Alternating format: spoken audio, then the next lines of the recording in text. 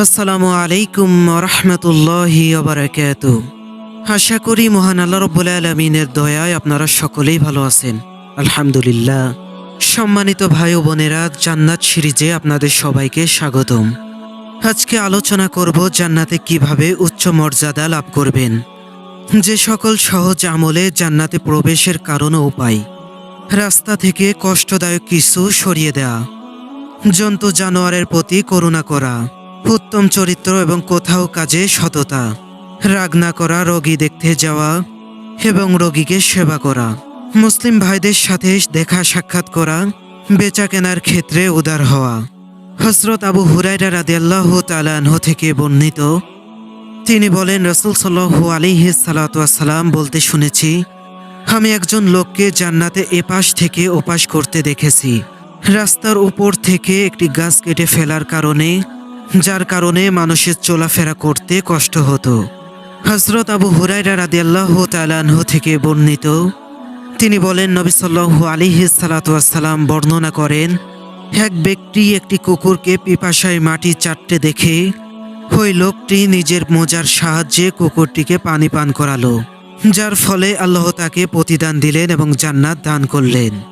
হযরত আবু উমামা রাদিয়াল্লাহু তাআলা আনহু থেকে বর্ণিত, তিনি বলেন, রাসূল সাল্লাল্লাহু আলাইহি সাল্লাম বলেছেন, আমি জান্নাতের আঙ্গিনায় এমন একটি ঘরের গ্যারান্টি দাতা, যে ঘরটি ওই ব্যক্তির জন্য হবে যে হকদার হওয়া সত্ত্বেও কোনো ঝগড়া করে না।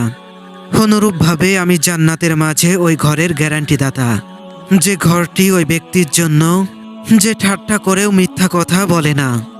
অনুরূপভাবে আমি জান্নাতের মাঝে ওই ঘরের গ্যারান্টি দাতা, যে ঘরটি হবে উত্তম চরিত্রের অধিকারী ব্যক্তির জন্য। আব্দুল্লাহ ইবনে মাসউদ রাদিয়াল্লাহু তাআলা আনহু থেকে বর্ণিত, তিনি বলেন, রাসূল সাল্লাল্লাহু আলাইহি সাল্লাম বলেছেন, নিঃসন্দেহে সততা পুণ্যের দিকে পথ দেখায়, আর পুণ্য জান্নাতের দিশা দেয়। একজন ব্যক্তি সত্য বলতে বলতে সত্যবাদী হয়ে যায়। একজন ব্যক্তির মিথ্যা কথা খারাপ ও গুনার দিকে ঠেলে দেয়, আর গুনাহ পাপ দোজকের দিকে নিয়ে যায়। যে ব্যক্তি মিথ্যা কথা বলতে থাকে, এভাবে সে আল্লাহর নিকট মিথ্যাবাদী বলে লিখিত হয়ে যাবে।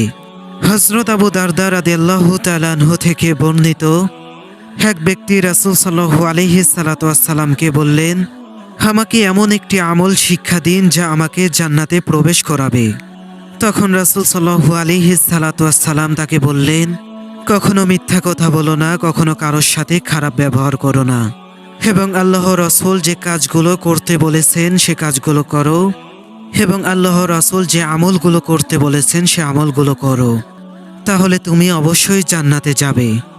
হযরত আবু হুরায়রা রাদিয়াল্লাহু তাআলা আনহু থেকে বর্ণিত, তিনি বলেন, রাসূল সাল্লাল্লাহু আলাইহি সাল্লাম বলেছেন, যে ব্যক্তি কোনো রোগীকে দেখতে গেল বা কোনো আল্লাহ সন্তুষ্টির উদ্দেশ্যে কোনো ভাইকে দেখতে গেল, তখন একজন আহ্বানকারী তাকে ডেকে বলে, তোমার এবং তোমার চলার পথে কল্যাণদায়ক হোক এবং সুন্দর হোক, তুমি জান্নাতে তোমার জন্য বাসস্থান করে নিয়েছো। হযরত উসমান ইবনে আফফান রাদিয়াল্লাহু তাআলা আনহু থেকে বর্ণিত, তিনি বলেন, রাসূল সাল্লাল্লাহু আলাইহি সাল্লাম বলেছেন, আল্লাহ তাআলা এমন এক ব্যক্তিকে জান্নাতে প্রবেশ করাবেন, যে বেচা কেনা এবং বিচার ফয়সালা করায় এবং বিচার চাওয়ার সরলতা অবলম্বন করে।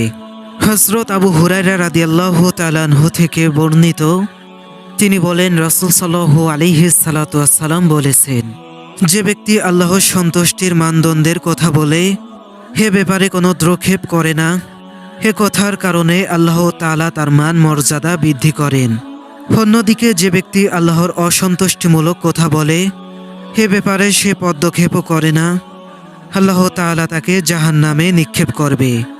জান্নাতের মধ্যে মুসলিম ব্যক্তির সবচেয়ে মর্যাদাপূর্ণ এবং সুন্দর স্থান হল যে ব্যক্তি আল্লাহর রাসূল সাল্লাল্লাহু আলাইহি সাল্লামের সাথী হবে। যে ব্যক্তি কন্যাদের ইসলামিক শিক্ষাদান এবং লালন পালন করা এবং ইয়াতিমদের দায়িত্ব গ্রহণ করে, সে ব্যক্তি আল্লাহর রাসূল সাল্লাল্লাহু আলাইহি সাল্লামের সঙ্গী হবে। হযরত আনাস রাদিয়াল্লাহু তাআলা আনহু থেকে বর্ণিত, তিনি বলেন, রাসূল সাল্লাল্লাহু আলাইহি সাল্লাম বলেছেন, যে ব্যক্তি দু কন্যাকে সাবালিকা হওয়া পর্যন্ত লালন পালন করে এবং ইসলামিক শিক্ষা দেয়, কিয়ামতের দিন আমি এবং সে ব্যক্তি একত্রে থাকব। হে কথা বলে তিনি তার দু আঙুলের একত্র করে দেখালেন।